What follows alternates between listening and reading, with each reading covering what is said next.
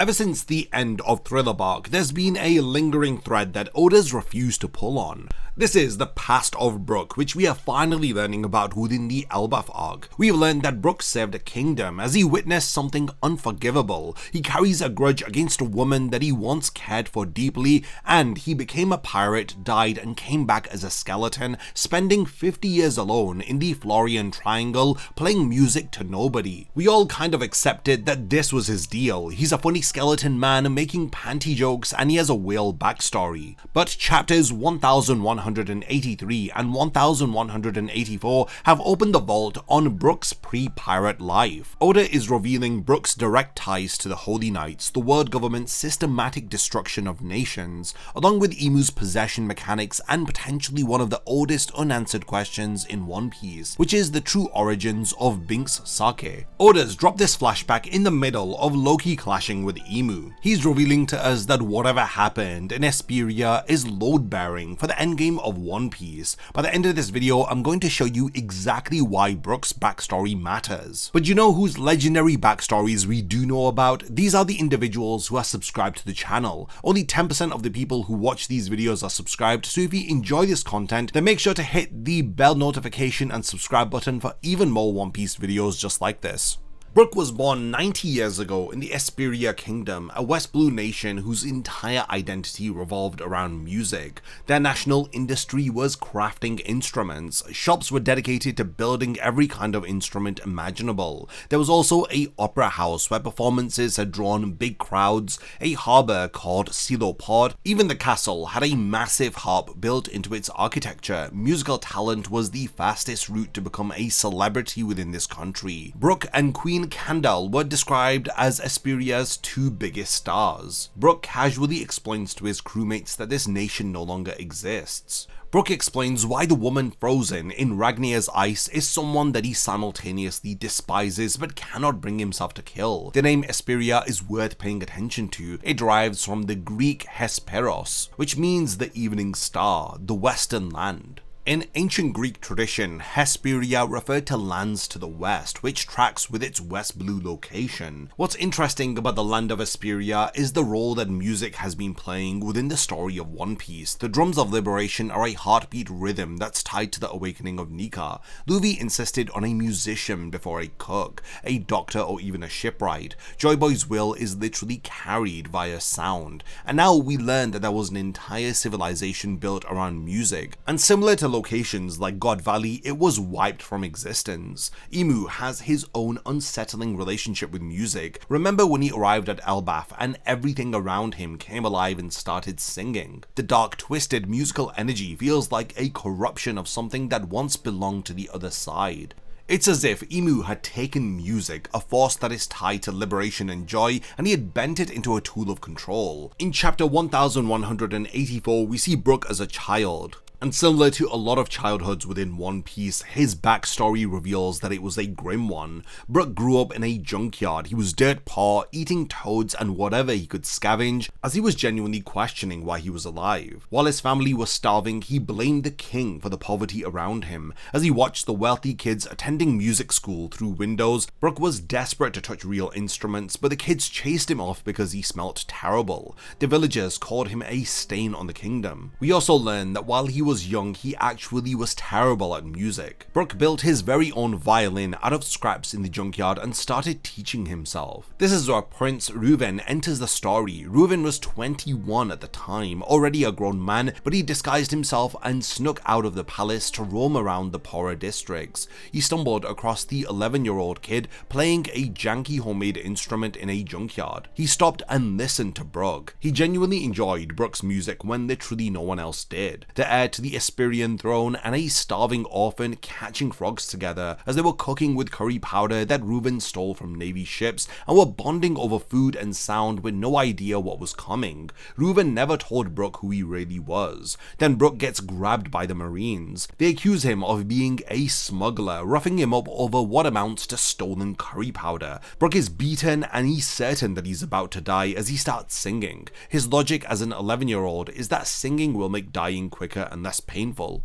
The very song that he sang earlier that morning out of pure joy, he is now singing as a way to die gently. The lyrics are, "Of the dead you'll find only bones get left behind." The song Binks Sake also carries a similar idea that someday everyone ends up as bones. Then suddenly Reuven and Kandel burst in and save Brook, and it turns out that Reuven is a dual-wielding swordsman. This is the exact moment where Brook decides that he wants to be a swordsman too. Brook then realizes that his friend is the prince of the entire country, Kandel, who at this point is the Guardian captain and Brook's direct commanding officer. As she's not the queen yet, she takes one look at the beaten up Brook and makes a decision that reshapes his entire existence. She calls him her favorite musician, as she orders that he is given a room in the barracks with real instruments and access to proper education. Brook's response is of pure joy. Reuven gave Brook friendship when he had nothing, as Kandel then gave him a future. The debt that Brook owes them both is why he stays loyal to the Esperian crown for the rest of his living years. By the time that he was 20, Brook is now the leader of Esperia's raider squad, eventually promoted to captain of the entire battle convoy. Kandel trained him as she held the position before him and became the woman that he was hopelessly infatuated with. We see him walking around with a pristine afro. He's close enough to the royal family that he can openly declare romantic feelings for Queen Kandel in front of King Reuven and survive.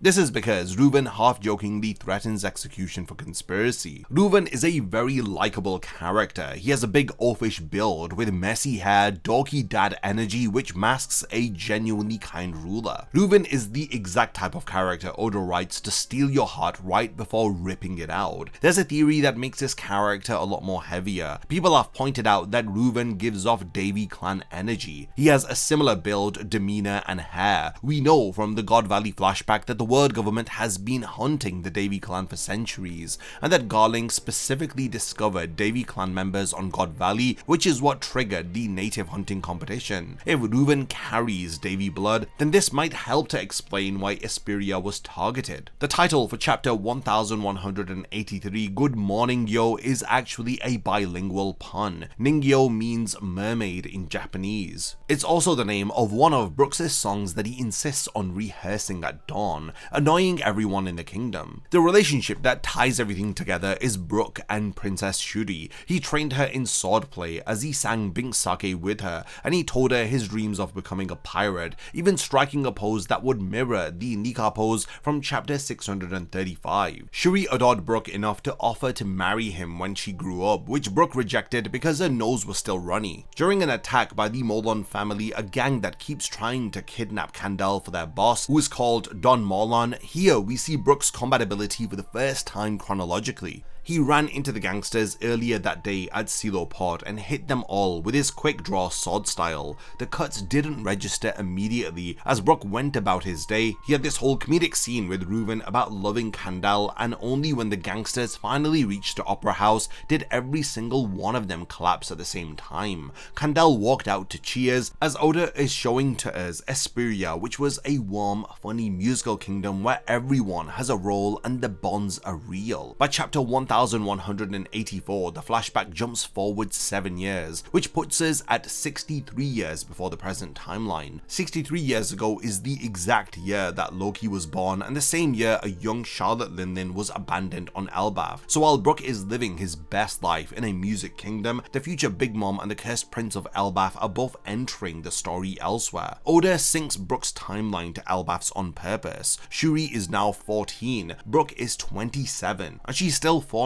over him while he's chasing other women on the street. She's become a skilled fighter in her own right, training constantly, rejecting suitors from 5 neighboring kingdoms for being weak and unable to play music. Brook, on the other hand, has fully committed to being a loyal servant of the crown and is taking his position seriously. We need to talk about Kandel because in chapter 1184 they have turned her from an interesting side character into one of the most suspicious figures that Oda has introduced. Her outfit matches the whole Holy Knight's aesthetic, the same French aristocratic styling that Shamrock and young Shanks wear. She was the former captain of the battle convoy before becoming queen, meaning she had serious combat training before she ever married Reuven. Her daughter Shuri ends up in Merijo as a Holy Knight. The queens of small West Blue kingdoms do not get private audiences with the 5 most powerful people beneath Imu. The meeting only happens if Kandel was already embedded within the world government. The world government has a bit of a pattern here. Rob Lucci infiltrated Water 7 for years as a shipwright before CP9 ripped the place apart. Vigilant Garling went to God Valley, fathered 2 twin sons with a local woman, then came back to orchestrate the native hunting competition which massacred the entire island. Queen Kandel's story has a similar structure. A powerful figure enters a vulnerable kingdom, integrates into the ruling family, and suddenly the kingdom ceases to exist in the future. During the latest chapter of One Piece, when Kandel is introduced, Oda gives her a custom dawn sound effect, as a special font is drawn for the dramatic impact noise. While this may appear to be nothing until you realize that no character in One Piece just gets custom font, it's reserved for a tiny handful of individuals, and the only other character who consistently gets the exact one is Dracul Mihawk,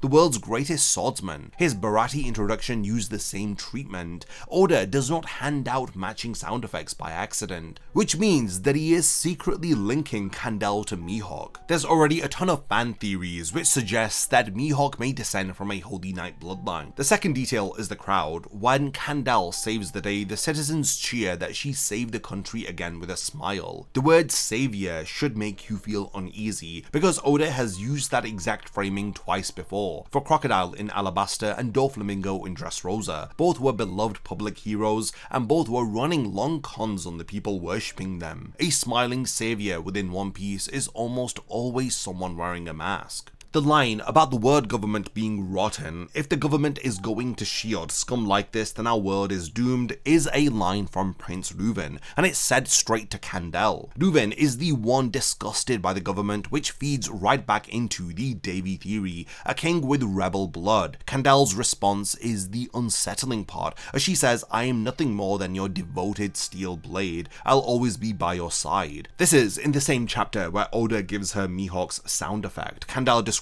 herself as a blade, loyal to whom though? Because if she's a planted operative, when she says "I am your devoted blade," this could mean that she is one of the devoted blades of God. God meaning Imu. Additionally, we see Kandel at 2 points roughly 16 years apart within this chapter. Brook when he's 11, Brook when he's at 27 years of age, but she doesn't age. Not a line on her face, as Oda does sometimes draw women as ageless, so on its own it proves nothing, but within One Piece, which is built on covenant immortality, where her own daughter appears to be frozen at a young age despite being 77, Queen Kandel, who never gets older, does earn a bit of a suspicious eyebrow from us. So here are the popular theories. Queen Kandel was almost certainly placed in Esperia by the world government. Whether she genuinely fell for King Reuven along the way or the whole marriage was a big con, this is the thing that Oda is dangling over hers. Her leaving for supposedly political reasons is one of the most suspicious things that we've seen. What happened to Reuven in the modern timeline? What led Shuri to being handed over to the God Knights? It seems like Queen Kandel is the missing link to all of this. In the present timeline, Brook never mentions Kandel. He only talks about Gunko killing Reuven. For someone who was openly and embarrassingly in love with her, this is very suspicious. After Brook left Esperia to become a pirate roughly 52 years ago, Shuri traveled to Merijo. Brook lost contact with her, and the next time that he encounters her, she's Manmea Gunko, carrying a celestial dragon family name, wielding the Aro Aro no Mi, serving as a vessel for Imu's possession. She hasn't aged one bit, despite her being 77 chronologically, but she looks exactly like the princess Brook once knew, as it seems as though she's been preserved via Imu's power, the same way the Depths Covenant granted Harold immortality. The Manmea name matters. It's a celestial dragon house, and Oda goes back and adds it to Gunko's name in the release of the volume, when it wasn't in the original chapter release within Weekly Shonen Jump. This retroactive addition means that he's refined this plotline a bit further, and he needed needed the celestial dragon name locked in for something that was coming later. Either Kandel was a man-mayor all along and Gunko inherited it,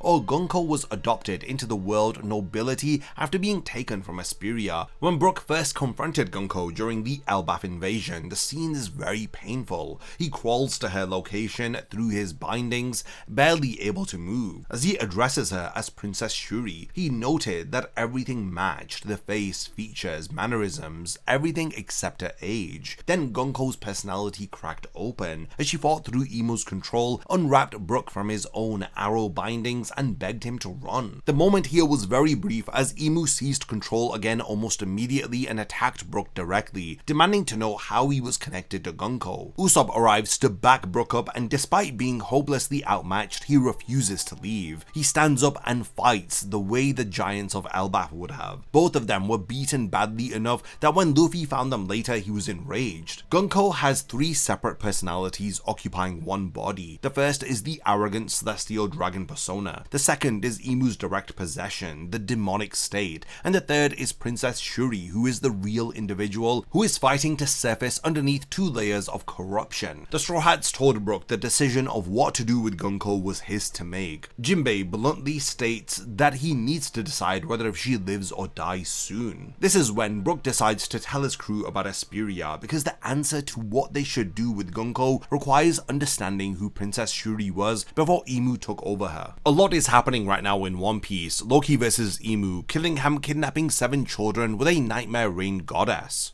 Jarl declaring war on the world government, Sanji arriving at the western village, the entire giant race hanging by a thread, and Oda stops all of this for Brook's childhood. On the surface, it seems like the crew needs context to make a decision about the fate of Gunko, but Oda could have handled that in a few pages of exposition. Instead, we're getting a multi-chapter flashback with time skips, childhood backstory, and a lot of information involving the Gorosei. This does seem like the foundation for something that Oda is building up to later. Esperia and Elbaf are thematically a similar target. Imu tried to absorb Elbaf through the Covenant system, turning Harold into a puppet to conscript the giants. This failed when Loki mercy killed his father. Esperia appears to have been dismantled through the same playbook: infiltration of the ruling family, manipulation through political leverage, then eventual destruction. The Music Kingdom and the Warrior Kingdom were both threats that Imu needed to neutralize, and they both got the same treatment.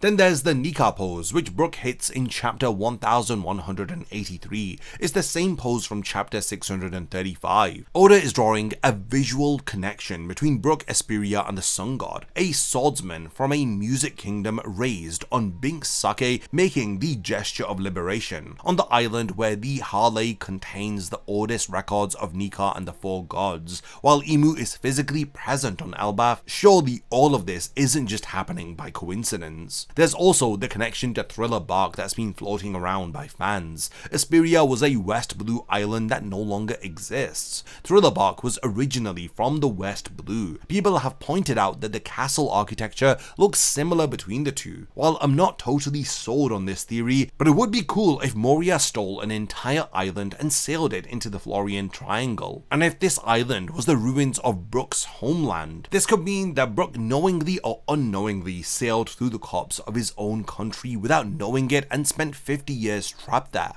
Brook and Shuri sing Binks Sake together in chapter 1183. Very few pirates had treated music as essential. The Rumba pirates were basically a band that committed piracy. The Straw Hats, where Luffy demanded a musician before he had a proper ship. The Red Hair pirates, the Roger pirates, all 4 have sung Binks Sake. All 4 are tied to the core narrative of inherited will. But crews like Whitebeards, Roxys, Blackbeards, and Big Moms had never sang it. Binks Sake was passed through very specific channels for a very long time. The theory that Binks was a figure from Joy Boy's era, possibly his musician, has floated around the community for years, but Esperia reframes this theory a bit. A kingdom whose entire culture revolved around music and instrument creation, destroyed by forces that are connected to the world government. What if Esperia was the kingdom that kept the Binks Sake song alive? What if the song originated from a nation that carried Joy Boy's musical legacy forward through generations, and Imu burned it for the same reason that he burned Ohara, to destroy a repository of knowledge that he couldn't allow to survive. Where Ohara had stored truth within books, Esperia may have stored truth in songs. Brook grew up in the traditions of Esperia, and he taught Binks Sake to Shuri, carrying it to the Rumbar pirates and brought it to Luffy's crew eventually. He's now on Elbaf, where the Harley contains prophecies about Nika, which nobody can fully translate. The giants are arguing about whether if Nika is the god of liberation, destruction, or laughter, because the ancient language has degraded over centuries, and they are all working from incomplete interpretations. Robin and Sol are the world's best shot at cracking this information open. But what if Brook can assist in tying some of these missing pieces together with his knowledge of music and Binks Sake in particular? In chapter 1183, Imu drops a name that gets buried under the Brook flashback. While he's fighting Loki, Imu declares that he'll destroy both Luffy and Loki because they resist his corruption, just like he did with someone called Duzan. Duzan could be the name of the warrior god, the previous wielder of the Nidhogg fruit. These recent chapters of One Piece have striking parallels to One Piece Film Red. Esperia, a music kingdom, Elgia, a music kingdom, Shuri, a young girl connected to music possessed by a demonic entity, Uta, a young girl who's connected to music consumed by Toto Musica, Brook, an older swordsman mentor who failed to save the girl that he raised. Shanks has a similar archetype, has a similar failure to Brook. Binks Sake, the emotional anchor of the real story. Toto Musica's forbidden song, the emotional anchor of Film Red, the movie. Imu, a demonic king entity consuming everyone's identity, and conversely Toto Musica, a demon king entity consuming someone's identity. Oda said after Film Red that a Toto Musica-esque figure exists in the actual One Piece world. People simply assumed that he was speaking hypothetically, but look at Imu now. Brook himself explicitly described Gunko as housing three separate beings: the Celestial Dragon, the Imu possession, and the real Shuri. Toto Musica operated on the exact same principle, an ancient demonic force that consumed its host's identity layer by layer. Even the final design of Toto Musica, with its giant black wings, right eye covered, a massive crown, this is pretty much the silhouette of Imu. If these parallels hold, then Film Red shows us how Gunko gets saved. Toto Musica wasn't beaten through raw power, it required emotional resonance. So forces acting from the outside while someone reached the trapped person on the inside. Uta was saved by people who refused to give up on her. Now apply this logic here, then Loki and Luffy will handle Imu's body while Brook reaches Princess Shuri's soul. There's also a parallel that exists between Loki and Shuri. Loki killed his father Harold. All of Elbaf believed that he did it for the devil fruit and called him a monster for 6 years. The truth was that Harold begged Loki to kill him because the Depth's Covenant was overriding his mind. Loki the entire time was innocent. Brook witnessed Shuri allegedly kill her father Reuven. He swore that he'd never forgive her, as he carried this anger for decades. But now he's watching Gunko display 3 separate personalities, and he's recognizing that the real Shuri is still fighting beneath the surface. If Oda is creating a deliberate parallel between Shuri and Loki, then Shuri didn't kill Reuven of her own will any more than Loki chose to kill Harold. What if Shuri was already under partial influence from Imu? What if the God Knights forced her hand? What if Queen Candel's departure triggered a chain of events that left Reuven exposed, and the world government used Shuri as the execution tool, the same way that Imu weaponized Harold's own body against his own people? It's amazing that Brooks' role within the narrative is so much bigger than anyone would have thought. For years, his role within the Straw Hats was the skeleton who cracks jokes and plays the guitar. But now that we're in the endgame of One Piece, he's proving to be far more than just a comedic relief character. Every crew that sank Binks' Sake was directly involved in the chain of inherited will, which links back to Joy Boy. Elbaf has the Harley, Loki wields the warrior god's power, Imu has arrived in person, 3 Conqueror's Haki users are present with Luffy, Loki, and Zoro, all able to meaningfully hurt Imu. Gaban revealed that Conqueror's Haki is able to counteract the Divine Covenant, which gives the Holy Knights their immortality. While Brook cannot use Conqueror's Haki, he is unable to match Luffy's power or Loki's dragon form, but he does carry something that none of the others do: the memory of a destroyed nation, Esperia, the song Binks Sake that connects the will of D to the spirit of liberation, and his personal connection to Shuri trapped inside one of Imu's most powerful vessels. While Conqueror's Haki may be able to break the bodies of those who are under the influence of the Covenant, Brook's music might be what breaks the possession of Princess Shuri. And if those parallels to One Piece film Red play out the way that we've theorized here, then Imu's reaction is going to be the real payoff. I look forward to him hearing about Binks Sake and ranting about it when he does. This may hopefully reveal to us why the Kingdom of Music Esperia had to be erased. What's left for the remainder of Brook's backstory? Well, it's the remaining information about Queen Candel, which will be the tragedy of this flashback. Whether if she was a holy knight who defected or a queen who is leveraged into listening to the world government, all of this has yet to be revealed. On the surface, it does appear as though Gunko is going to be saved and Brook will be responsible for this. Duzan will connect somehow to the broader mythology before the Elbaf arc ends. Imu doesn't drop names casually for no reason, given that he invoked it while fighting the inheritor of the Nidhogg fruit alongside the inheritor of Nika while Brook is nearby. I think Duzan's identity ties all three of these together in a single revelation about the ancient world. The flashback appears to have at least 3 or 4 more chapters based upon the current pacing of the story. The time skip in chapter 1184 does accelerate things, which means that we're headed towards the collapse of Esperia soon. Whatever happened between Candel's departure and the kingdom's destruction is also going to be revealed, and I think that it's going to parallel the God Valley incident structurally. A stable kingdom torn apart from within because the world government decided that it couldn't be allowed to exist. Then remember the Thriller Bark theory, Esperia's ruins being the island that Moria stole and sailed into the Florian Triangle. It would be interesting to see if Oda confirms this to be true, as it would reveal that Oda's been planning Brooks' backstory since the Thriller Bark arc, or maybe all the way back where Luffy decided that one of his priority members of his crew would be a musician. But yeah, we have now reached the point of the video where I want to hand over the discussion to all of you. What do all of you think about the latest chapters of One Piece, about the information we are learning about Brooks' backstory? Are there any theories that you agree with or disagree with that I've proposed within this video? Do let me know by continuing the discussion in the comments. If there's anything that I've forgotten to mention, then let me know. And lastly, thanks for making it to the end of this one, and I look forward to seeing you in my next One Piece video. A massive thank you goes out to all of my amazing Patreon supporters for helping to make this video possible. If you also want to support the channel and see your name in the end of my videos, then check out my Patreon, which has loads of perks like early video access and so much more. Thank you for sticking around till the end of the video, and whatever you contribute will mean a lot to me.